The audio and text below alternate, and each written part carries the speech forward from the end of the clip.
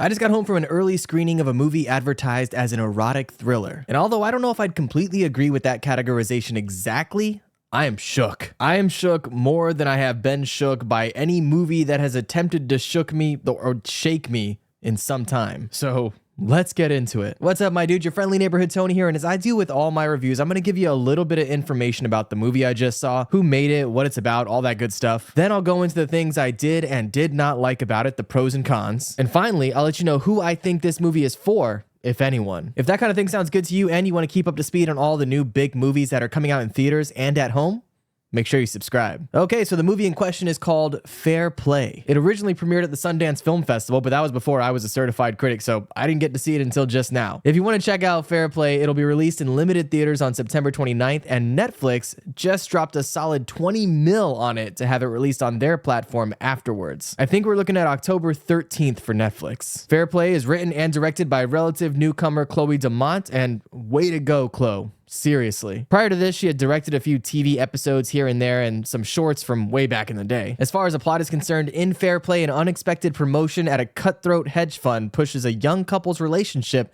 to the brink, threatening to unravel far more than their recent engagement. The movie stars Phoebe Dynevor, I think is how you pronounce it, who you might know from Bridgerton, and Alden Ehrenreich, who is, well, Han Solo. And speaking of these two, let's just jump right into the pros because I have a lot to talk about their performances. They were both absolutely incredible in this movie. I hadn't seen Phoebe's work before, but she is brilliant and entirely believable. Really, they both are. They play these highly ambitious type A personalities with magnificent chemistry. Every moment between the two of them just feels real and personal. As we know from the promotional material and trailers, Phoebe ends up getting a major promotion that they were both up for. And the changes that occur with both of their personalities after that are shocking and so real. You can see the joy in Phoebe's eyes as she receives this promotion and validation, but at the same time, there's discomfort and almost shame and fear in having to tell her fiance about it. And with Alden, although he tells her he's happy for her and proud of her, you can see the hurt in his face and his own shame in not accomplishing his own ambitions. And that's really what this movie is all about.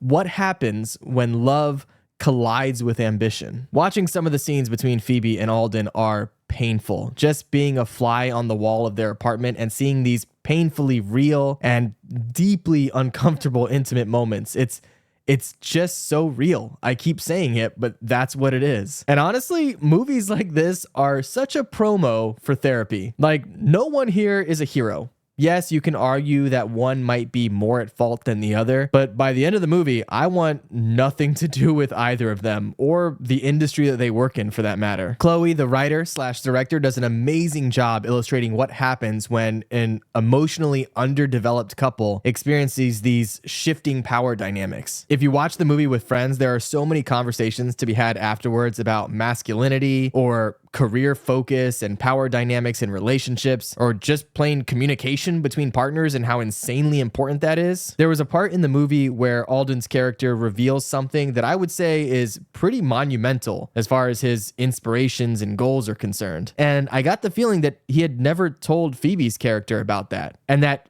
maybe if he had, things would have played out differently. Aside from the performances, which are phenomenal, Chloe's direction is damn near flawless, especially when you consider it's her first feature film. The way she shoots, not just the visuals, but the sounds of the city, you know, the bustle of it all, or the camera movement and choreography of how characters move throughout the frame. Girl, you didn't have to go that hard. I also love what they do with the music. It's percussive and almost throbbing, like a beating heart that is beating faster and faster as the movie ramps up. And oh boy, does it ramp up. I haven't felt this level of anxiety and dread while still at the same time being intrigued about what was going to happen next since I watched Uncut Gems. Straight up, this movie is incredible, but no movie is perfect, so let's get into the things that didn't quite work for me, the cons. But before we do, I want to let you know this video is sponsored by you. That's right, I'm just a tiny little channel here without any big corporate sponsors, so just by watching these videos, you're really helping me out. If you want to be super dope and show your support in the easiest possible way, do me a favor and click that little thumbs up button below the video, and maybe leave a comment. Let me know what your favorite erotic thriller is. You can also now join as a channel member if you want to support me financially, or just subscribe for free if you want to keep up to speed on all the new big movies that are coming out. Either way, if you do,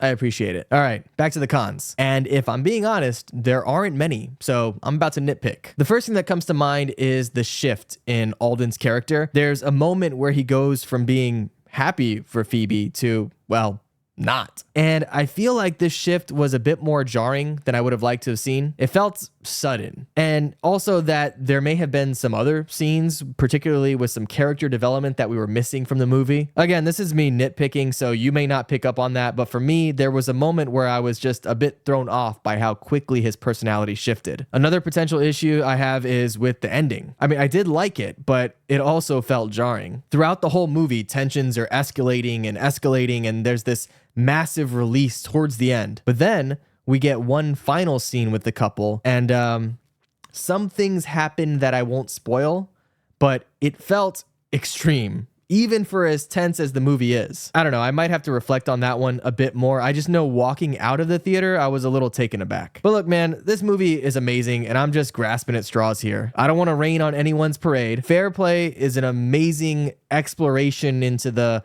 heteronormative financial dynamics in relationships. It sheds light on the importance of communication and honesty in relationships, and it shares lessons on being careful with who and what you deify, along with the expectations and goals you set for yourself. It asks questions about romantic love and ambition and self-sacrifice. It is an incredible movie that I would absolutely recommend. Oh, and the part about it being considered an erotic thriller, I mean, I guess it's definitely a thriller, and there are some sex scenes throughout the movie, but for me, it's way more of a relationship thriller, if that's even a category. Either way, if Fair Play sounds interesting to you, I would absolutely recommend you check it out in select theaters on September 29th or on Netflix October 13th. If you've seen Fair Play, definitely let me know what you think in the comments below, and if not, what's your favorite relationship thriller? I've also got another screening coming up in a couple days where I'm going to be watching the new Gareth Edwards movie, The Creator. I am so stoked for this movie, so if you want to see that review, or if you just want to keep up to speed on all the new big movies that are coming out in theaters and at home, make sure you subscribe. All right, my dude, I'll catch you in the next one. Be good.